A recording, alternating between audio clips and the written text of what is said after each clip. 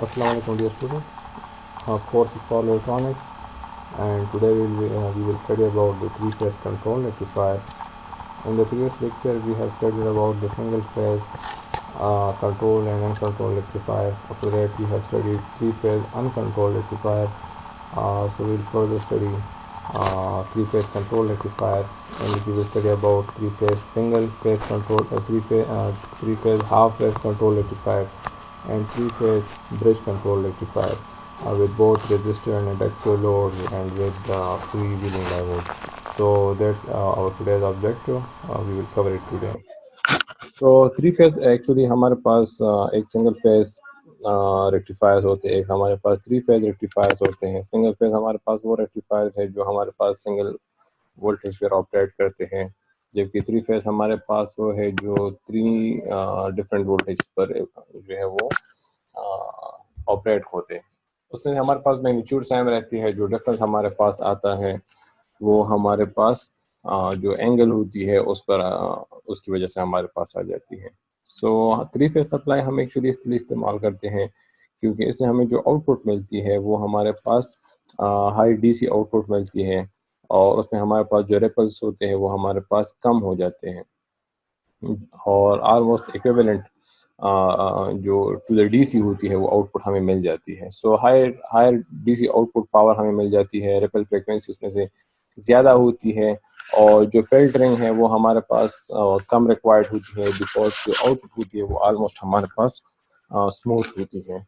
सो ये कुछ रीज़न है जिसकी वजह से हम थ्री फेज सप्लाई को प्रेफर करते हैं और the single phase supply. Next हमारे पास ये है कि बाज़ औक़ात हमारे पास जो इंडस्ट्रीज़ होते हैं उसमें हमारे पास बहुत ज़्यादा ऐसे लोड्स होते हैं जो एक्चुअली हमारे पास थ्री फेज लोड्स होते हैं। तो उन लोड्स को ऑपरेट करने के लिए फॉर एग्जाम्पल हमारे पास मोटर्स वगैरह हो गए, तो उनको ऑपरेट करने के लिए या इंडस्ट्री साइड पर हमारे पास डीसी मोटर्स या डीसी मोटर ड्राइव्स हो गए, तो उनको ऑपरेट करने के लिए हम नॉर्मली थ्री फेज पर सप्लाईज इस्तेमाल करते हैं। और थ्री फेज हमारे पास जो कन्वर्टर्स होते हैं हम इनको एक दूसरे के साथ कनेक्ट भी कर सकते हैं। फॉर एग्जांपल हमारे पास three phase half wave converter है, तो उसको हम एक दूसरी three phase half wave converter के साथ कनेक्ट भी कर सकते हैं। सो ये हमारे पास कुछ एप्लीकेशन है जिसके बेस पे हम ये कर सकते हैं। अब थ्री फेज कन्वर्टर में हमारे पास दो तीन टाइप्स को हम स्टडी करते हैं। एक तो हमारे पास हाफ वेव होती है और एक हमारे पास फुल वेव होती है। हाफ वेव में हमारे पास फिर तीन किस्म के सर्किट्स आते हैं। एक हमारे पास होती है विद रेजिस्टिव लोड, दूसरा हमारे पास होता है विद इंडक्टिव लोड, और तीसरा हमारे पास होता है resistive inductive load with commutating diode. तो ये तीन किस्म के सर्किट जो है वो हम इसमें से स्टडी आउट करेंगे। ये हमारे पास नॉर्मल सर्किट होती है three phase half wave control rectifier के लिए। इसमें अगर हम देखें तो हमारे पास तीन वोल्टेज है, तीन फेज की वोल्टेज हमारे पास आ रही है, और इसमें हमारे पास तीन टायरिस्टर हर एक फेज के साथ सिंगल सिंगल टायरिस्टर कनेक्टेड है, और इन तीनों जो फिर कनेक्टेड है एक लोड के साथ जो जिसको हम आउटपुट शो कर रहे हैं। तो ये तीनों फेजेस हमारे पास तब ऑपरेट करते हैं, ये तीनों टायरिस्टर तब हमारे पास ऑन होंगे जब भी इनको वोल्टेजेस मिलेंगे, और ये तब ऑन होंगे जब इनको हम गेट पर फायर पल्स दे सकते हैं। सो इट मीन कि हम अपने आउटपुट को चेंज कर सकते हैं टायरिस्टर के फायरिंग पल्स से। मीन कि हम अपने रिक्वायरमेंट के मुताबिक पल्स लोकेशन को चेंज करते जाएंगे, और उसके मुताबिक हमारे पास जो आउटपुट है वो भी हमारे पास चेंज होता जाएगा। So normally in the half wave rectifier हमारे पास तीन टायरिस्टर होते हैं, और ये हमारे पास कनेक्टेड होते हैं हर एक फेज के साथ सिंगल सिंगल टायरिस्टर हमारे पास कनेक्टेड होती है। अब होता क्या है हमारे पास, जब यहाँ से हमारे पास एसी वोल्टेज आती है, जो एसी वोल्टेज हमारे पास आ रही है, तो उसका जब पॉजिटिव साइकिल आएगा तो ये थायरिस्टर कंडक्ट करेगा, लेकिन ये थायरिस्टर तब कंडक्ट करेगा जब इसके गेट पर जो है वो फायरिंग पल्स वो मिलेगा। इस तरह ये वाला थायरिस्टर कंडक्ट करेगा जब इसका पॉजिटिव साइकिल आएगा, लेकिन वो तब कंडक्ट करेगा जब इसका फायरिंग पल्स इसको मिलेगा। और जो तीसरा है हमारे पास, तो वो थर्ड थायरिस्टर तब कंडक्ट करेगा जब थर्ड थायरिस्टर को पॉजिटिव साइकिल मिलेगा और गेट पल्स जो है वो मिलेगा। तो ये तीनों हमारे पास तब कंडक्ट करेंगे। सो तीनों थायरिस्टर की कंडक्शन के लिए हमारे पास दो कंडीशन है। एक कंडीशन तो ये है कि तीनों थायरिस्टर तब कंडक्ट करेंगे जब उनको गेट पर पल्स मिलेगा, और दूसरा हमारे पास थायरिस्टर तब कंडक्ट करेगा जब पॉजिटिव साइकिल आएगा। तो जब ये दोनों कंडीशन मीट करेंगे तो तब जाके हमारे पास क्या हो जाएगा, हमारे पास थायरिस्टर ऑन हो जाएगा और हमारे पास जो लोड है एट द आउटपुट साइड वो हमारे पास अपेयर हो जाएगी। तो अगर हम इसको देख ले तो ये हमारे पास 3 फेज वोल्टेज की वेक्टर डायग्राम होती है। तीनों वोल्टेज की मैग्नीट्यूड हमारे पास सेम रहती है, लेकिन जो तीनों वोल्टेजेस होते हैं वो एक दूसरे से 120 डिग्री अपार्ट होते हैं। इन तीनों के दरमियान जो फेज डिफरेंस होता है वो हमारे पास 120 डिग्री होता है। इसकी वजह से हमारे पास जो आउटपुट होती है वो हमारे पास डिफरेंट आ जाती है। अगर फेज डिफरेंस ना होता तो फिर इसमें हमारे पास एक सिंगल आउटपुट आ जाती थी, बिकॉज तीनों वेवफॉर्म जो होते थे वो एक ही साइड पर हमारे पास स्टार्ट हो जाते थे। सो इसमें हमारे पास दो किस्म के वोल्टेजेस होते हैं, एक को हम लाइन टू न्यूट्रल वोल्टेज कहते हैं और दूसरे को फेस टू फेस वोल्टेज जिसको हम कहते हैं। तो and based on these voltage हमारे पास फिर आउटपुट वेवफॉर्म आते हैं। तो हम ये कह सकते हैं कि हमारे पास जो वोल्टेज होती है वो हमारे पास V maximum sine omega T के बराबर होती है। वी एम हमारे पास मैक्सिमम वोल्टेज को शो कर रही है, जिस जो हमारे पास 220 वोल्ट्स भी हो सकती है, 230 वोल्ट्स भी हमारे पास हो सकती है। तो हम ये कह सकते हैं कि हमारे पास जो पहला वोल्टेज होगा वो हमारे पास -120, हमारे पास पहला वोल्टेज हमारे पास साइन ओमेगा टी के बराबर होगा, दूसरा वोल्टेज हमारे पास -120 डिग्री के बराबर होगा, और जो तीसरा वोल्टेज है वो हमारे पास ओमेगा टी माइनस 240 डिग्री या +120 डिग्री के बराबर हो जाएगा। तो इट मीन हमारे पास तीन किस्म के वेवफॉर्म हमारे पास अपेयर हो जाएंगे। अब ये हमारे पास तीन किस्म के वेवफॉर्म्स है। एक हमारे पास voltage V A N voltage है जो हमारे पास एक फेज का वोल्टेज है जो हमारे पास 0 से स्टार्ट होता है। दूसरा हमारे पास बी एन वोल्टेज है जो हमारे पास -120 डिग्री या 240 डिग्री से स्टार्ट हो जाता है, और थर्ड हमारे पास जो वी सी एन है वो हमारे पास 120 डिग्री से स्टार्ट हो जाता है। सो ये तीन वेवफॉर्म्स है हमारे पास और तीनों वोल्टेज है तीनों फेजेस के। अब बेस्ट अगर हम इसको देख ले तो हमारे पास आउटपुट अगर थायरिस्टर को मिलेगा, फॉर एग्जाम्पल ये यहाँ पर इस पॉइंट को अगर हम ले लें तो इस पॉइंट पर अगर हम ले तो यहाँ पर हमारे पास जो पीक वोल्टेज है वो हमारे पास वी ए एन की हमारे पास आ रही है। तो अगर हम यहाँ पर देख लें तो वी ए एन वोल्टेज हमारे पास कनेक्टेड है किस चीज़ के साथ, वो थायरिस्टर नंबर T1 के साथ कनेक्टेड है। तो यहाँ पर हमारे पास जो थायरिस्टर नंबर T1 है वो हमारे पास कंडक्ट कर लेगा, और कहाँ तक कंडक्ट करेगा, वो हमारे पास इस पॉइंट से लेके इस पॉइंट तक कंडक्ट करेगा, बिकॉज ये तमाम पॉजिटिव साइकिल हमारे पास है। यहाँ पर पहुँच के हमारे पास जो वोल्टेज वी ए एन है वो नेगेटिव टुवर्ड द नेगेटिव जाती है, लेकिन जो हमारे पास वी बी एन वोल्टेज है वो हमारे पास इंक्रीजिंग होती है। जब वो हमारे पास इंक्रीजिंग है तो इतनी कि इसका पॉजिटिव जो है वो हमारे पास काउंट हो जाएगा, और हमारे पास जो T2 वोल्ट थायरिस्टर है वो हमारे पास कंडक्ट करेगा। सेम हमारे पास फिर नेक्स्ट साइकिल के लिए हमारे पास T3 कंडक्ट करेगा।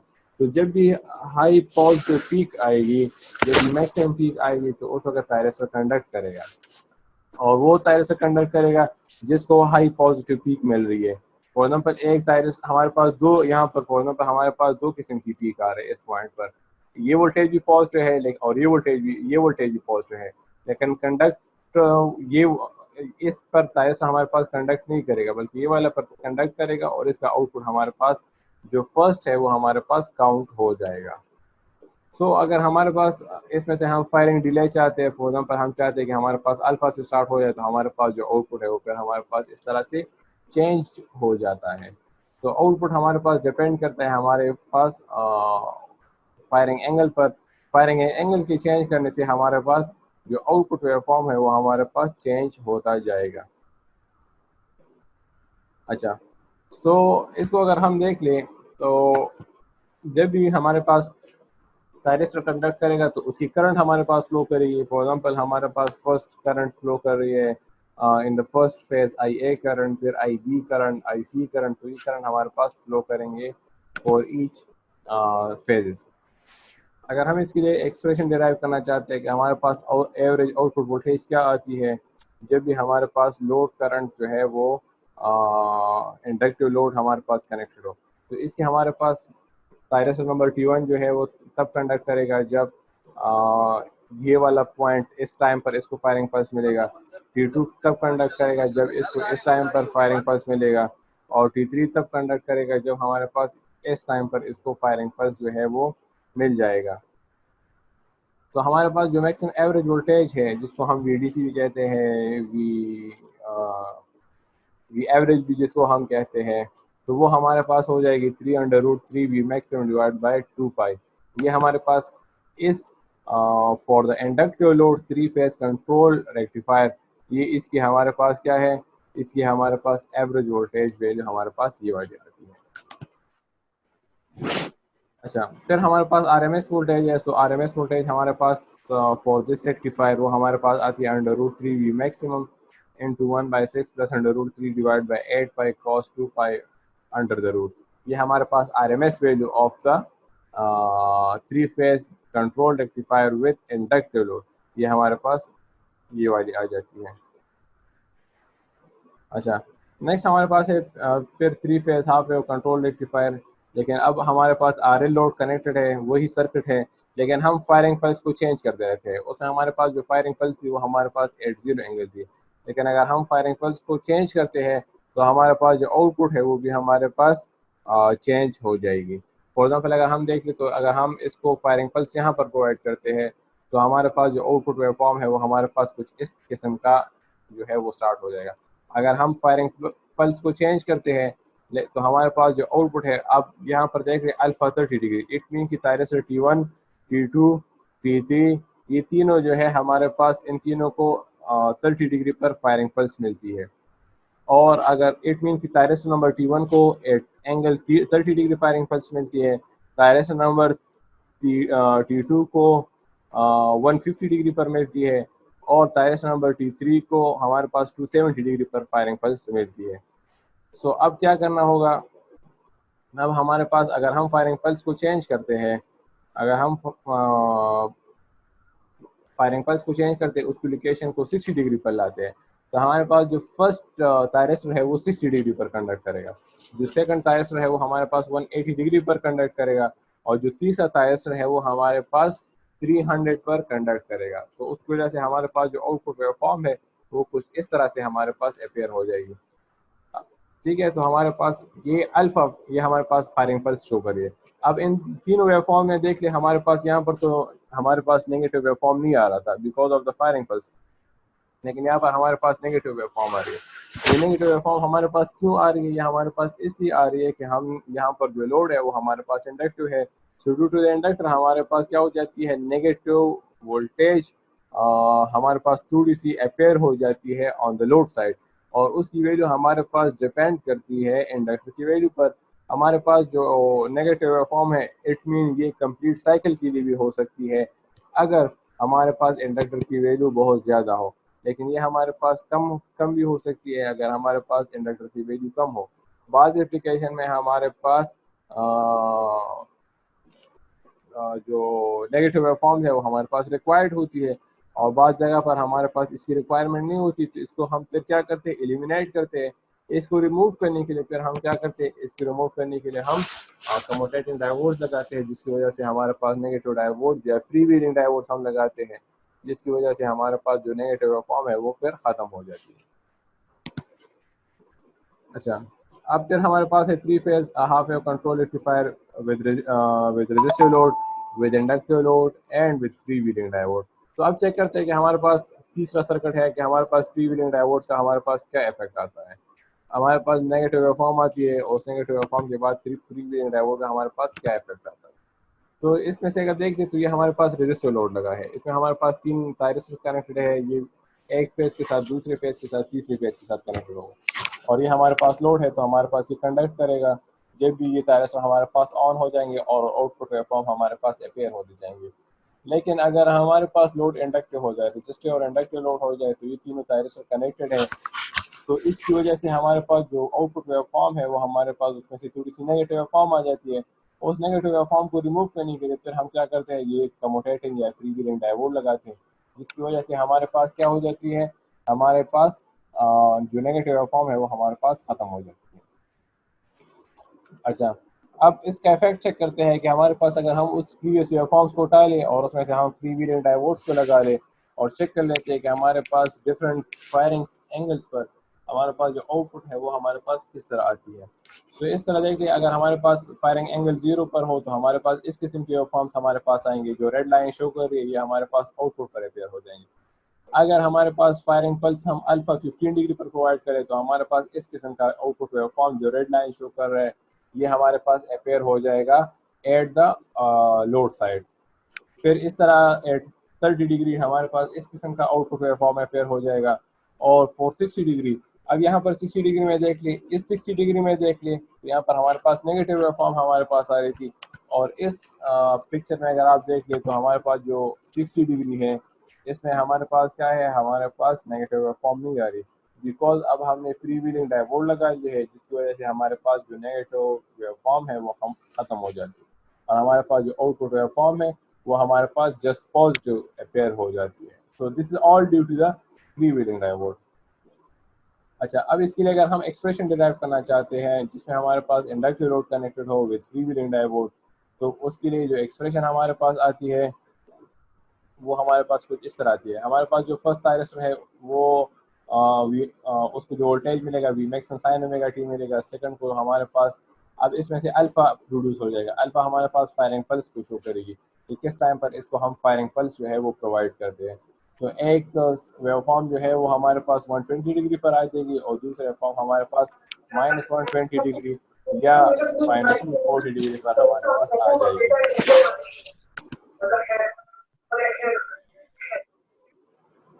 तो इस किस्म के वेवफॉर्म हमारे पास अपेयर हो जाएंगे। अब हम अगर इसके लिए average voltage DC voltage calculate करना चाहते हैं तो उसकी वैल्यू हम for example for firing pulse equal to 30 degree, अगर हम 30 डिग्री पर फायरिंग पल्स प्रोवाइड करते हैं तो हमारे पास आउटपुट वोल्टेज क्या आएगी, तो हमारे पास उसकी जो आउटपुट वोल्टेज है वो हमारे पास आएगी VDC equal to 3V maximum divide by 2 pi 1 plus cos alpha plus 30 degree. तो ये हमारे पास क्या हो जाएगी, ये हमारे पास for angle sorry for inductive load 3 phase half wave control rectifier की जो एवरेज वैल्यू है वो हमारे पास इस तरह कैलकुलेट हो जाती है। तो इसमें हमारे पास अल्फा अननोन है, अल्फा की वैल्यू चेंज करने से हमारे पास इसकी जो डिफरेंट एवरेज वोल्टेज है वो हमारे पास फिर कैलकुलेट हो जाती है। तो नॉर्मली हम इनको कहाँ पर इस्तेमाल करते हैं, इनको नॉर्मली हम इस्तेमाल करते हैं इन द इंडस्ट्री जहाँ पर हमारे पास लोड रिक्वायरमेंट होती है और पावर। इसकी वजह से हमारे पास क्या हो जाती है, जो डीसी पावर होती है उसकी रिक्वायरमेंट को हम मीट करते हैं। अब ये हमारे पास थे ब्रिज का sorry half wave control rectifier थे। अब इसमें हमारे पास होती है ब्रिज कंट्रोल रेक्टिफायर जिसको हम full wave bridge control rectifier कहते हैं। उसमें हमारे पास होती है हाफ कंट्रोल भी होती है जिसको हम सेमी कन्वर्टर भी कहते हैं। और फिर हमारे पास क्या होती है, फुली कन्वर्टर भी होती है जिसमें हमारे पास तमाम थायरिस्टर लगे होते हैं। तो ये हमारे पास देखिए 3 फेज ब्रिज रेक्टिफायर है। 3 फेज ब्रिज रेक्टिफायर और सेमी कंट्रोल है या हाफ कंट्रोल है। इसमें इनपुट 3 फेजेस है और हर एक फेज के साथ एक थायरिस्टर और एक डायोड कनेक्टेड है। हर एक फेज के साथ थायरिस्टर और डायोड कनेक्टेड है। अब इसमें हमारे पास 3 सर्किट्स बन सकते हैं, एक विद रेजिस्टिव लोड, एक विद इंडक्टिव लोड, एक with inductive load and commutating diode. तो तीनों के वेवफॉर्म एक दूसरे से हमारे पास डिफरेंट होंगे। अब इस सर्किट में हमारे पास क्या है, इंडक्टिव लोड है और फ्री व्हीलिंग डायोड हमारे पास कनेक्टेड है और सेमी कंट्रोल रेक्टिफायर है। तो हमारे पास इसमें से अगर देख लें तो हमारे पास ये इनपुट वेवफॉर्म्स हमारे पास हो गए, VA voltage, VB voltage, VC voltage, ये हमारे पास वो हो गए। और ये हमारे पास आउटपुट वेवफॉर्म इस तरह आएगा अगर फायरिंग पल्स हमने प्रोवाइड कर लिया है 60 डिग्री पर। तो 60 डिग्री पर अगर फायरिंग पल्स प्रोवाइड कर रहे हैं तो कम्यूटेटिंग डायोड लगा है जिसकी वजह से नेगेटिव वेवफॉर्म नहीं आएगा और जस्ट पॉजिटिव वेवफॉर्म हमारे पास अपेयर हो जाएंगे। तो इस किस्म के वेवफॉर्म्स हमारे पास आ जाएंगे। ये हमारे पास थायरिस्टर T1 और D1 जब ये दोनों कंडक्ट कर रहे होंगे तो ये वेवफॉर्म आएगा। जब दूसरा साइकिल पॉजिटिव आएगा तो उस वक्त T2 और D2 कंडक्ट करेगा और तीसरी साइकिल में हमारे पास T3 और D3 कंडक्ट करेगा। तो ये उनके वेवफॉर्म्स हमारे पास हो गए। 3 फेज रेक्टिफायर में हमारे पास जो फ्रिक्वेंसी होती है वो हमारे पास ज़्यादा हो जाती है, मीन्स कि 3 टाइम्स द इनपुट फ्रिक्वेंसी हो जाती है। और जो डिले एंगल है उसको हम वेरी कर सकते हैं, कहाँ से 0 से लेके 180 डिग्री तक हम फायरिंग एंगल को जो है वो वेरी कर सकते हैं। तो बेस्ड ऑन फायरिंग एंगल हमारे पास क्या हो जाएगा, हमारे पास जो आउटपुट वेवफॉर्म है उसकी जो वैल्यू है, उसकी जो एवरेज वैल्यू है वो हमारे पास चेंज होती जाएगी। अच्छा, और अगर फॉर एग्जांपल हमारे पास फायरिंग एंगल कम है तो इट मीन कि हमें फिर फ्री व्हीलिंग डायोड की ज़रूरत भी नहीं है। फ्री व्हीलिंग डायोड की ज़रूरत तब आएगी जब हमारे पास आउटपुट वोल्टेज नेगेटिव को क्रॉस करेगी। तो जिस टाइम पर वो नेगेटिव क्रॉस करेगी उस टाइम से हमारे पास फिर फ्री व्हीलिंग डायोड की हमारे पास ज़रूरत पड़ती है। ये तमाम इक्वेशन है कि किस इक्वेशन या किस कंडीशन पर हमारे पास फ्री व्हीलिंग डायोड जो है वो कंडक्ट करेगा।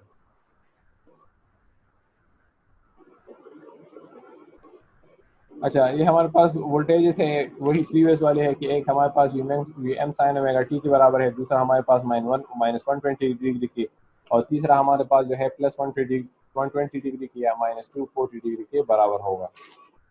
ये हमारे पास फेज वोल्टेज हो गए, sorry phase two phase voltage हो गए, तो उसकी हमारे पास इक्वेशन आ गए। अच्छा, अगर हम वेवफॉर्म ड्रा करना चाहते हैं फॉर द, अगर हमारे पास फायरिंग पल्स जो है उसकी लोकेशन हमारे पास लेस देन 60 डिग्री है, मीन्स कि हमारे पास जो फायरिंग एंगल है वो 60 डिग्री से लेस है, तो इस किस्म का आउटपुट वेवफॉर्म हमारे पास अपेयर होगा। फॉर ग्रेटर देन हमारे पास ये वाला वेवफॉर्म अपेयर हो रहा था, ये वाला वेवफॉर्म, और फॉर लेस देन हमारे पास इस किस्म का वेवफॉर्म हमारे पास अपेयर होगा। ये हमारे पास वो कंडीशन है जिस कंडीशन में थायरस्टर T1 और डायोड D1 कंडक्ट करेगा। सो ये हमारे पास जिस टाइम पर वो कंडक्ट करेंगे उस वक्त इसके आउटपुट वेवफॉर्म आएंगे, जिस टाइम वो कंडक्ट नहीं करेंगे तो वो हमारे पास क्या होंगे, उस वक्त जीरो करंट फ्लो करेंगे, बिकॉज वो हमारे पास रिवर्स बायस होते हैं। इसके लिए अगर हम एवरेज वोल्टेज की एक्सप्रेशन डिराइव करना चाहते हैं तो हमारे पास इसकी जो एवरेज वैल्यू की एक्सप्रेशन है वो हमारे पास आती है VDC = 3Vm divide by 2π1 + cos alpha. ये हमारे पास है 3 phase bridge rectifier semi controlled with inductive load के लिए हमारे पास ये वाली एवरेज वैल्यू की ये वाली हमारे पास इक्वेशन आती है। अगर हमारे पास अल्फा 0 हो तो अगर इसमें से हम cos 0 पुट कर ले तो वो हमारे पास क्या हो जाएगा, cos 0 = what, cos 0 = 1, सो 1 + 1 2 हो जाएगा, और ये 2 एक दूसरे के साथ कैंसिल आउट हो जाएंगे। तो हमारे पास जो इक्वेशन है वो हमारे पास 3√3Vm डिवाइड बाय 5, ये वाली इक्वेशन हमारे पास आ जाएगी। इसकी RMS वैल्यू अगर हम कैलकुलेट करना चाहते तो हमारे पास इसकी RMS वैल्यू ये आती है √3Vm = 3 divide by 4π into pi minus alpha plus sin 2 alpha divided by 2 under the root, ये हमारे पास RMS वैल्यू कैलकुलेट हो जाती है। अच्छा, अगर हमारे पास firing pulse pi divide by 3 से भी कम हो, मीन्स कि 180 60 डिग्री से भी कम हो जाए, this equation was for the pi से अगर हमारे पास अगर 60 डिग्री से ज़्यादा हो तो ये वाली इक्वेशन हमारे पास आएगी एवरेज वैल्यू की और RMS वैल्यू की, और अगर 60 डिग्री से कम हो तो हमारे पास जो एवरेज वैल्यू की इक्वेशन है वो हमारे पास ये वाली आ जाएगी। सो ये दोनों इक्वेशन हमारे पास सेम होंगे, RMS वाली, और ये दोनों हमारे पास सेम हो जाएंगे। तो सेम इक्वेशन हमारे पास आते हैं, फिर उन इक्वेशन में से हम अल्फा की वैल्यू पुट करके हम क्या कर सकते हैं, इसकी वैल्यू को फाइंड आउट कर सकते हैं। अच्छा, ये हमारे पास है फुल कन्वर्टर जिसमें हमारे पास हर एक फेज के साथ 2 थायरिस्टर कनेक्टेड है। ये हमारे पास फुल वेव ब्रिज कन्वर्टर है जिसमें जिसमें से 6 थायरिस्टर्स कनेक्टेड है, हर एक फेज के साथ 2 थायरिस्टर कनेक्टेड है। सो जब हमारे पास T1 और T2 कंडक्ट करेगा, इस तरह T3 T6 कंडक्ट करेगा, हर एक फेज में से 2 थायरिस्टर ऑन होंगे तो तब जाके वो हमारे पास कंडक्ट करेगा, और इसके लिए इसका जो आउटपुट वेवफॉर्म है वो हमारे पास कुछ इस तरह से आएगा। ये वाला आउटपुट वेवफॉर्म हमारे पास अपेयर होगा इस थायरिस्टर के लिए, for this fully controlled thyristor के लिए, और ये हमारे पास वो कंडीशन है जिसमें हमारे पास करंट जो है वो फ्लो करेंगे।